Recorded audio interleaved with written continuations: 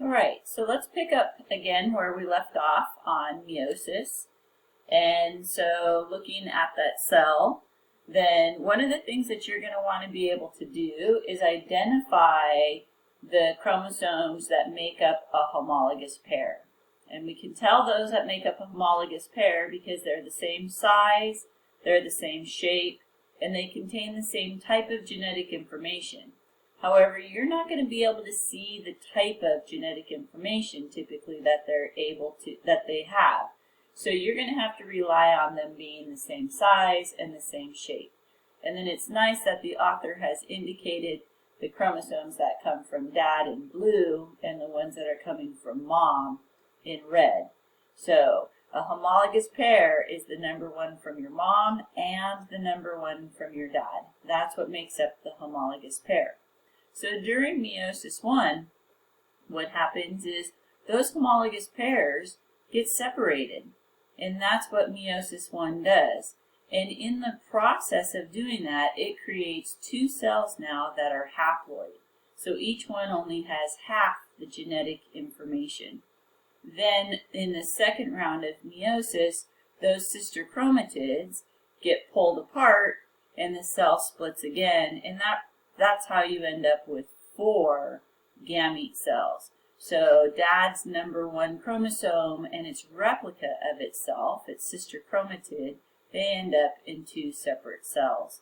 So meiosis is a process by which you will end up with 4 haploid cells. And then if fertilization takes place, then the genetic number will be reestablished again. So the things to take, to pay close attention to is that, where do these unique and really important steps take place? Well, one, most of the important stuff is happening in meiosis 1 because it's in meiosis 1 where the homologous pairs line up side by side. And so because of that, it lends itself to producing what's called independent assortment. And that's just meaning that this set of chromosomes here, number 2, can line up underneath chromosome number 1 any way they want to. So there's a possibility that this red one would have lined up underneath mom's number red one, but it's just as likely that the blue one, dad's number 2, would line up. And depending on how these chromosomes are lining up, produces a lot of variation inside the population. But independent assortment is just that, this notion that this set can do whatever they want to do, this set can do whatever they want to do. And keep in mind that you and I have 23 pairs. And so if you mathematically figure out all of the combinations that could occur as a result of that, you have 8 million different possibilities. Okay, so that's really important that the chromosomes are lining up side by side. And then, of course, that the homologous pairs get separated, which is the whole point for meiosis, is to reduce that amount of genetic information. And so that's what happens in anaphase 1, the homologous pairs are being separated. And then when cytokinesis takes place in that first round of meiosis, you've produced those haploid cells, a cell that has half the genetic information. The problem is that there's still too much genetic information in these haploid cells because they've got the chromosome plus the sister chromatids, right? I mean, they're in the form of sister chromatids, and that's still 2 chromosome number 1s right there.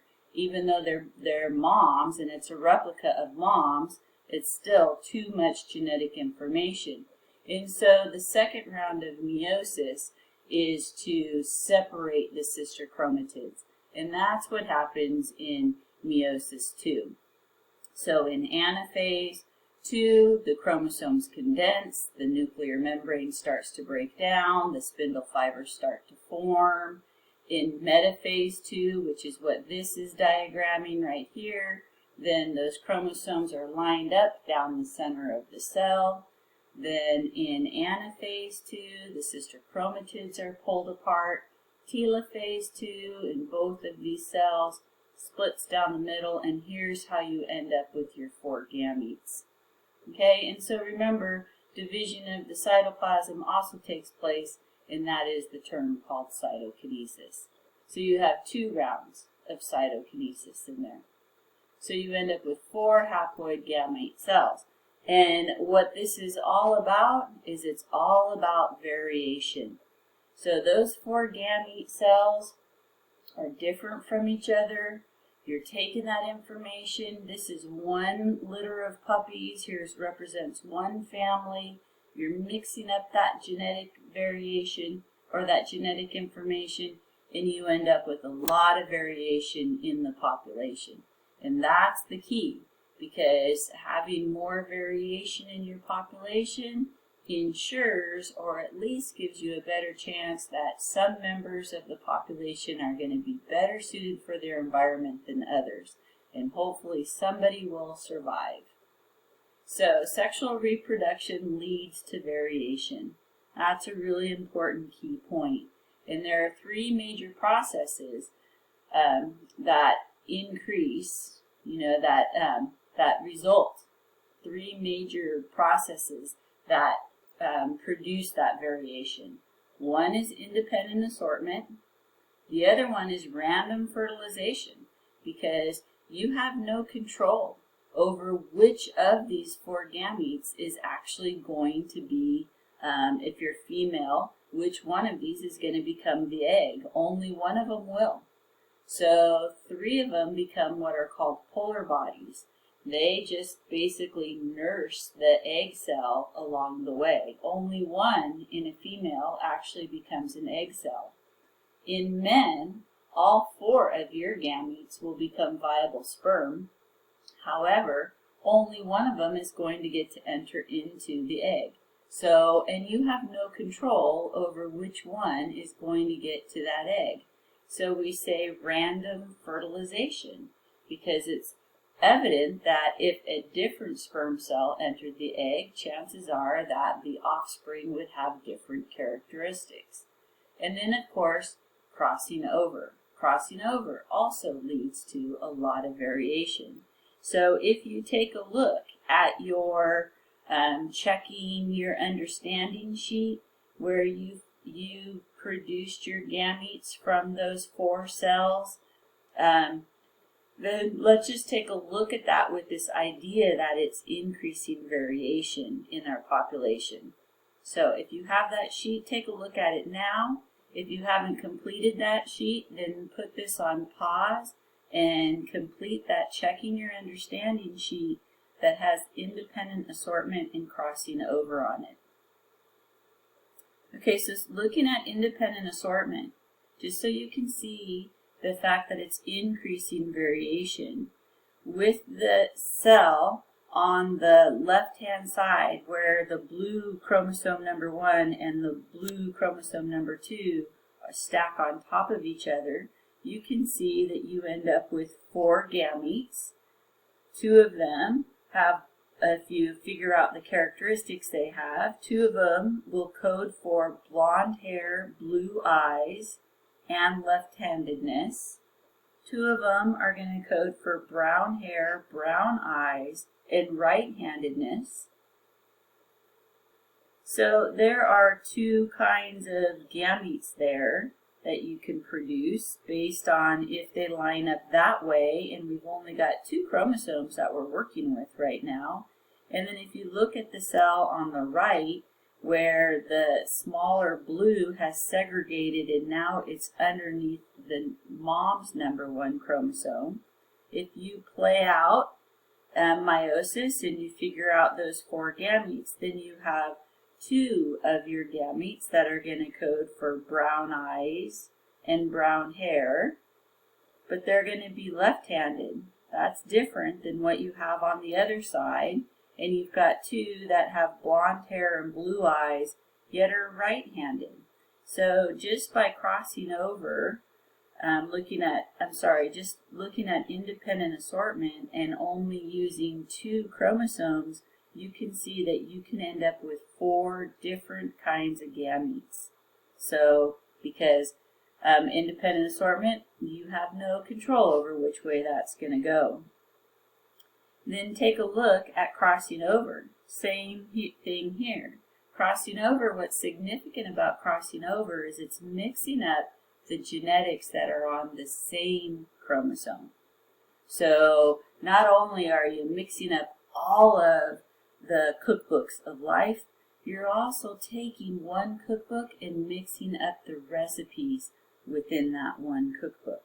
And so if you play out and look at what the gametes would code for, your cell on the left, you should end up with 2 gametes that produce blonde, have the information for blonde hair and blue eyes, and 2 that have the information for brown hair and brown eyes.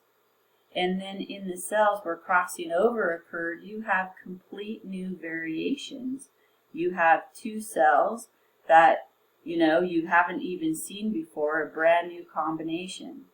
So you've got one that's going to code for brown hair and blue eyes, and one that's going to code for blonde hair and brown eyes.